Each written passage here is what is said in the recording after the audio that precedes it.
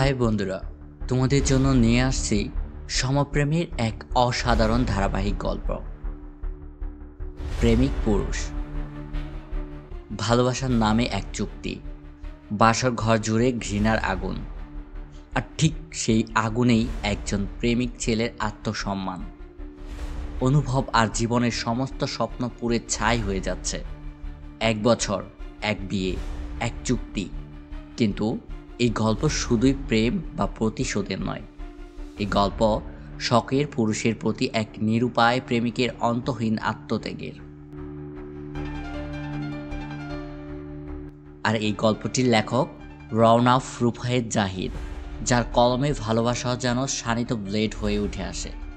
শীঘ্রই আসছে প্রেমিক পুরুষ, শুধুমাত্র বাংলা স্টোরিতে।